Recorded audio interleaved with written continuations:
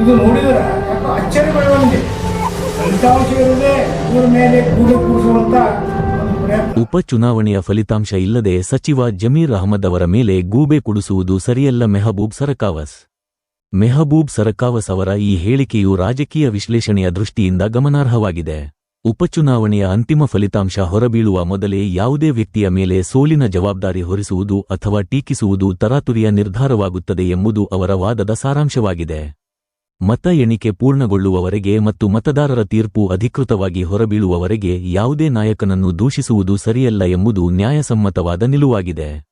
ಇಂತಹ ಹೇಳಿಕೆಗಳು ಸಾಮಾನ್ಯವಾಗಿ ಪಕ್ಷದ ಒಳಗಿನ ಒಗ್ಗಟ್ಟನ್ನು ಕಾಯ್ದುಕೊಳ್ಳಲು ಮತ್ತು ಕಾರ್ಯಕರ್ತರ ಮನೋಬಲ ಕುಸಿಯದಂತೆ ತಡೆಯಲು ಸಹಕಾರಿಯಾಗುತ್ತವೆ.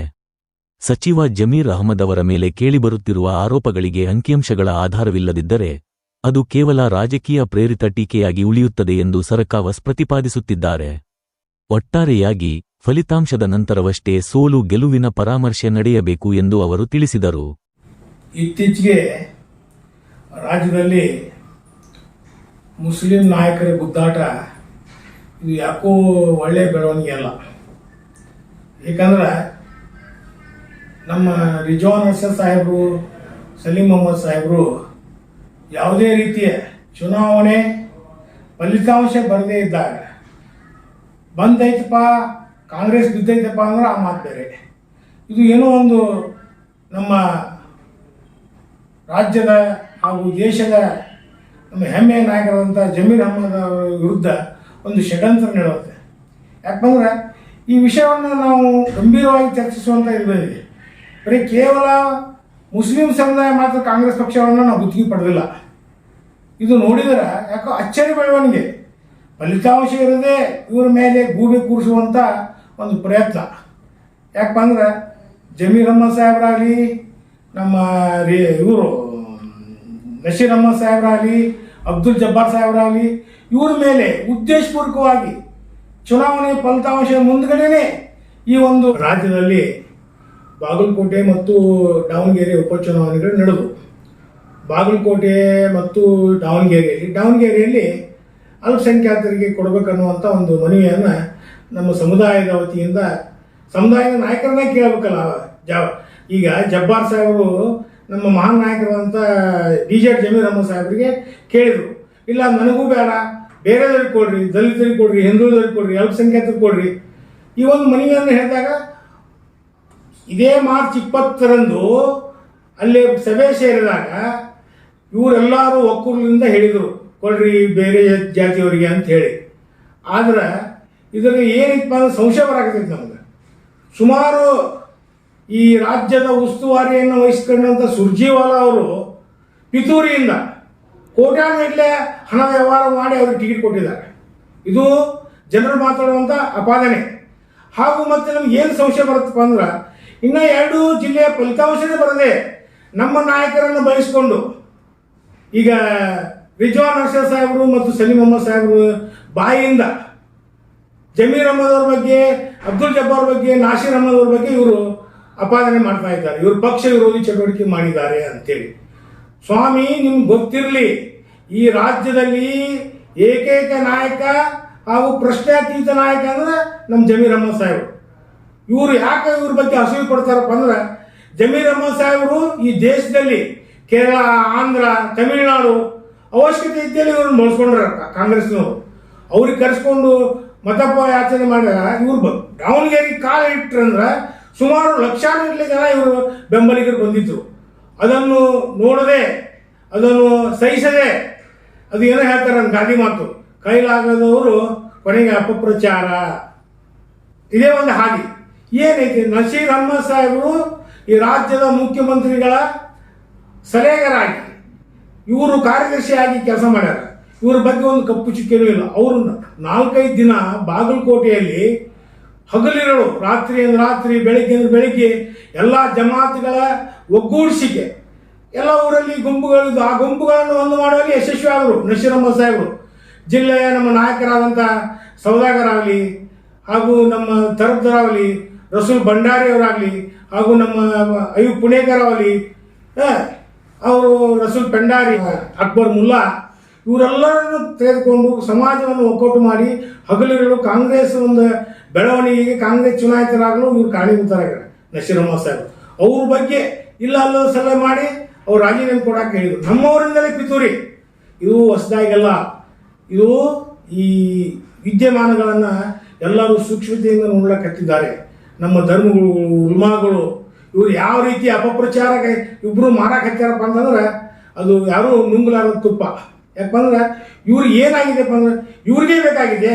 ಕಾಂಗ್ರೆಸ್ ಪಕ್ಷದಲ್ಲಿ ಬೇರೆ ಸಮುದಾಯದವರು ಇದ್ದಾರೆ, ಬೇರೆ ಸಮುದಾಯದವ್ರನ್ನ ಗುದ್ದಾಡ್ತಾರೆ ಅವರು. ಇವ್ರಂದ್ರೆ ಕಾಂಗ್ರೆಸ್ ಅಂದ್ರೆ ಇವರು.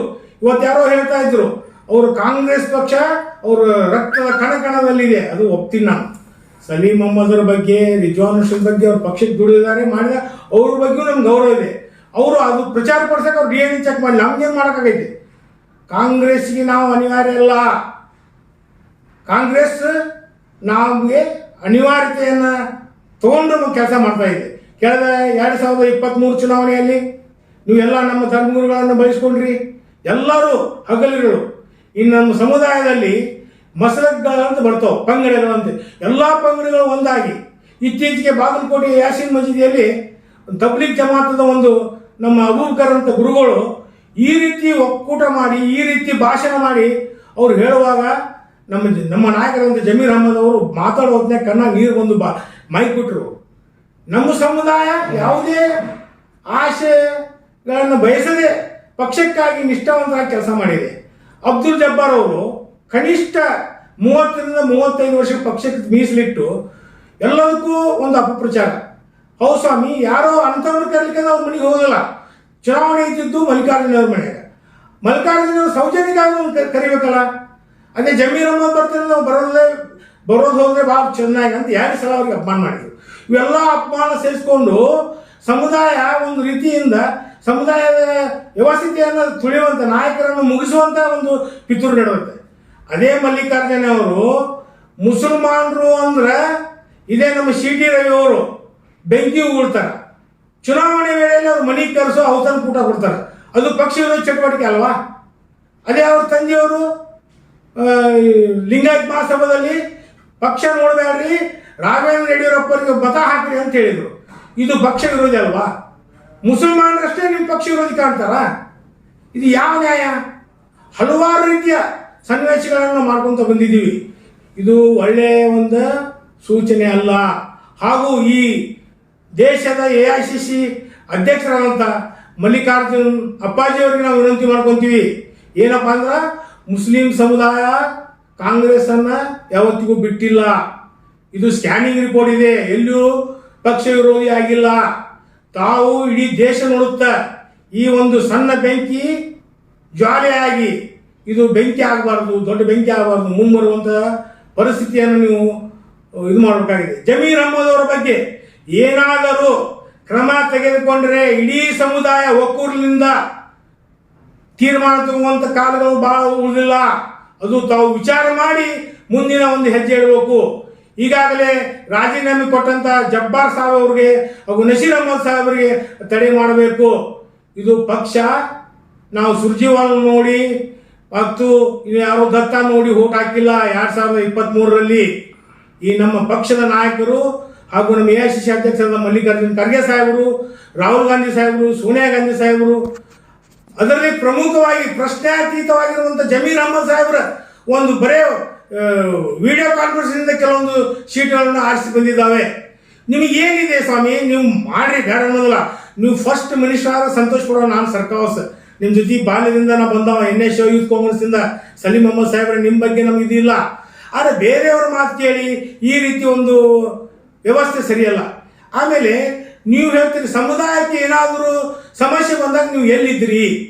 ಸಮಸ್ಯೆ ಬಂದಾಗ ಯಾರನ್ನು ಕೇಳ್ಬೇಕು ನಾವು? ಯಾವುದೇ ಹೋರಾಟದಲ್ಲಿ ಬಂದಿದ್ದೀವಿ ಬಿಟ್ರಿ. ಈಗ BJP ಅವರನ್ನ ತೋರಿಸ್ರಿ ನೀವು.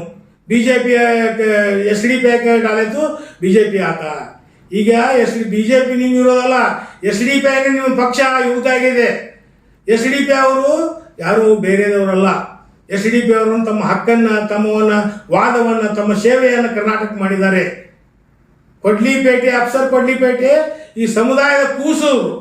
ಅವ್ರು ಮಾಡಿದಂಥ ಕರೋನಾದಲ್ಲಿ ಹಲವಾರು ಹೋರಾಟದಲ್ಲಿ ದಲಿತ, ಹಿಂದುಳಿದ, ಅಲ್ಪಸಂಖ್ಯಾತ ಹಲವಾರು ಸಮಸ್ಯೆಗಳನ್ನು ಎತ್ತಿಕೊಂಡು ನೂರಾರು ಕೇಸ್ ಹಾಕಿಕೊಂಡಂಥ ಮನುಷ್ಯಗ ನೀವು ಬೇರೆ ರೀತಿಯ ದೃಷ್ಟಿಯಿಂದ ನೋಡ್ತಾ ಇದ್ದೀರಿ.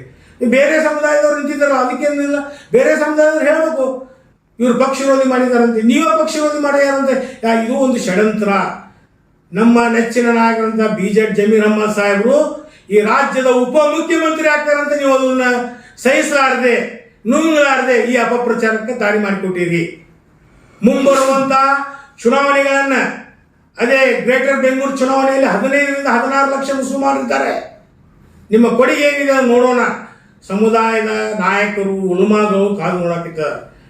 NRC CA ಸಮಯದಲ್ಲಿ ಲಕ್ಷಾಂತರ ಸಮುದಾಯವನ್ನು ಸೇರಿಸಿ ಬಿಜಾಪುರದಲ್ಲಿ ನಮ್ಮ ಮೌಲಾನಾ ತನ್ವೀರ್ ಹಾಶ್ಮಿ ಅವರ ನೇತೃತ್ವದಲ್ಲಿ ಒಂದು ಸಮಾವೇಶ ಮಾಡಿದ್ವಿ. ಇಡೀ ದೇಶ ನೋಡಿತು.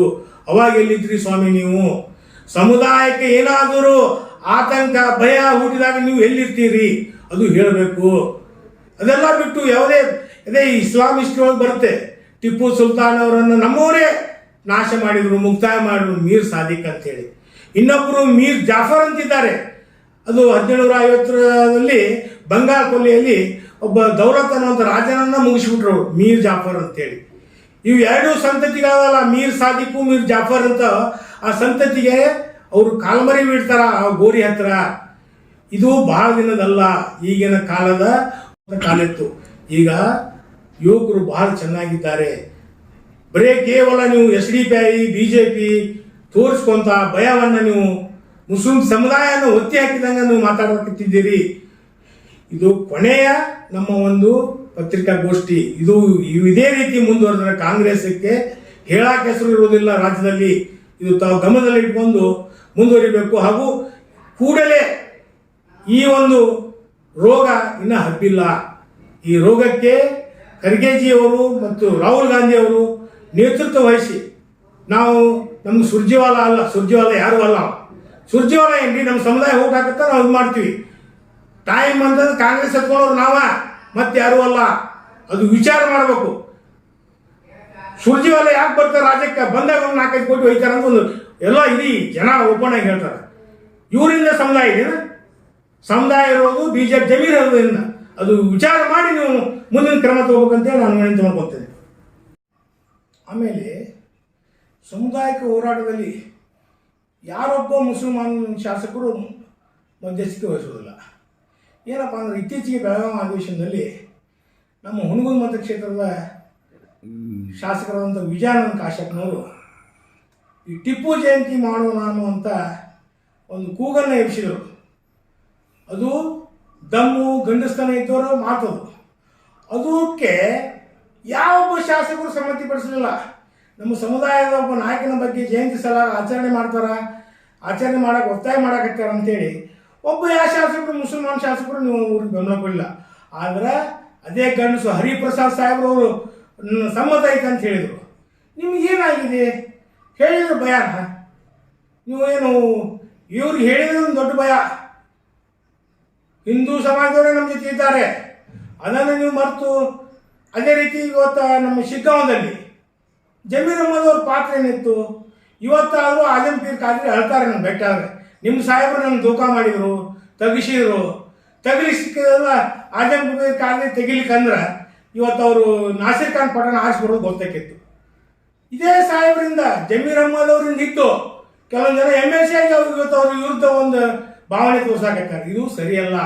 ಸಮಾಜ ಎಲ್ಲವನ್ನೂ ಬಹಳ ಸೂಕ್ಷ್ಮ ದೃಷ್ಟಿಯಿಂದ ಉಲ್ಮಾಗಳು, ಸಮಾಜ ಹಿರಿಯರು, ಎಲ್ಲ ಜಮಾತುಗಳು ನೋಡಾಕತ್ತಾವ. ಇದು ತಾವು ಗಮನದಲ್ಲಿ ಇಟ್ಕೋಬೇಕು.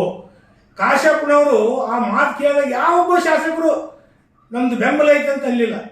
ಈ ಬೇರೆ ಜಾತಿಯ ಸಮುದಾಯದವರು ಅವ್ರನ್ನ ನೋಡ್ರಿ, ಅವ್ರ ಸಮಾಜವನ್ನು ನೋಡ್ರಿ, ಸಮಾಜ ಕಟ್ಟೋದು ನೋಡ್ರಿ. ಅದೇ ರೀತಿ ನಮ್ಮ ಉಸ್ತುವಾರಿಯಾಗಿ ನಮ್ಮ ಜಾರಕಿಹೊಳಿ ಸಾಹೇಬರು ಬಂದರು ನಮ್ಮ ಬಾಗಲಕೋಟೆಗೆ. ಅವರು ಶಿಸ್ತು, ಸಂಯಮ ಎಲ್ಲ ಪಂಗಡಗಳಿಗೆ ಹೊಂದಿಕೊಂಡು ಅವರು ಒಂದು ಕಾರ್ಯಚಟುವಟಿಕೆ, ತಂತ್ರಗಾರಿಕೆ ಸಕ್ಸಸ್ಫುಲ್ ಆಗಿ ಇಲೆಕ್ಷನ್ ಮಾಡಿದರು. ಅದೇ ರೀತಿಯಾಗಿ ನಮ್ಮ ಹೊಳೆಬಸಿ ಶೆಟ್ಟರ್ ಅವರು ಎಲ್ಲರನ್ನು ವಿಶ್ವಾಸಕ್ಕೆ ತೆಗೆದುಕೊಂಡು ಚುನಾವಣೆ ಸಕ್ಸಸ್ಫುಲ್ ಆಗಕ್ಕೆ ಒಬ್ಬೊಬ್ರು ಕಾರಣ. ಇವೆಲ್ಲವನ್ನು ಬೇರೆ ಸಮುದಾಯದವರು ಬಂದು ಇಲೆಕ್ಷನ್ ಮಾಡಿದ್ದಾರೆ. ಅಲ್ಲಿ ಬೇರೆ ಸಮಾಜದವ್ರು ಬಂದ ಆ ಬೇರೆ ಸಮಾಜದವರು ಅಪಹರಣೆ ಮಾಡ್ತಾರ. ಬೇರೆ ಸಮಾಜದವರು ಪಕ್ಷ ವಿರೋಧಿ ಚಟುವಟಿಕೆ ಮಾಡ್ಯಾರ ಜಮೀರ್ ಅಹ್ಮದ್ ಅಂದ್ರೆ ಅದು ಮಾತು ಒಪ್ಬೋದು. ನೀವೇ ಕುಂತು ಇದು ಒಳ್ಳೆಯ ಬೆಳವಣಿಗೆ ಅಲ್ಲ. ಹೀಗಾಗಿ ಸೂಕ್ಷ್ಮವಾಗಿ ಪಕ್ಷ ಏನು ಅರಿಬೇಕು, ಇಲ್ಲ ಅಂದರೆ ಮುಂಬರುವಂಥ ದಿನಗಳು ಬಹಳ ಕೆಟ್ಟ ದಿನಗಳು ಬರ್ತಾವೆ ಅಂತ ನಾನು ಹೇಳ್ತೀನಿ.